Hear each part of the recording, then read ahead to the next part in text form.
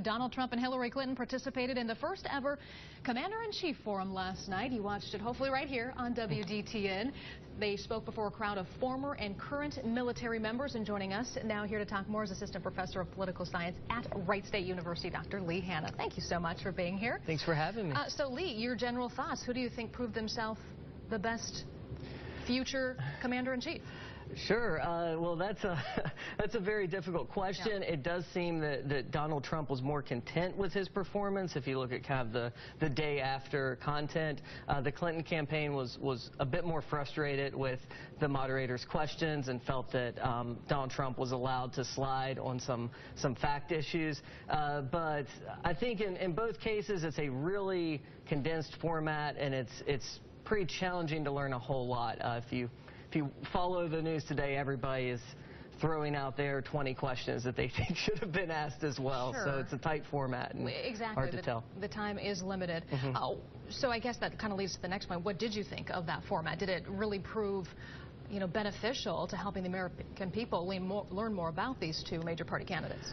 Yeah, so I think when we have an event that's that condensed, barring something really extraordinary, I would say that most people kind of watch it through their partisan filter, and they continue to kind of stay with who they're with. I don't know if that event in and of itself pushed many independents, but I think it could be a nice preview for things to come with the debate. There's a lot of great questions from the veterans in the audience and the current military members. I don't know if either candidate really addressed those and answered those questions head on, but they were really great questions. What do you think it foreshadows perhaps heading into the first face-to-face presidential debate between the two, September 26th?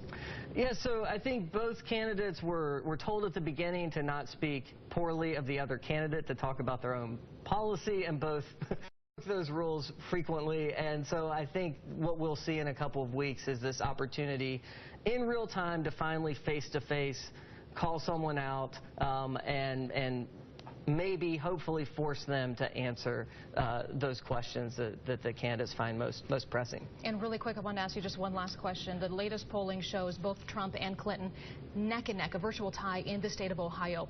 They have been here repeatedly, almost seemingly on a weekly basis, in the Buckeye State. Trump today up in Cleveland. Do you think that shows that perhaps both are feeling vulnerable in Ohio?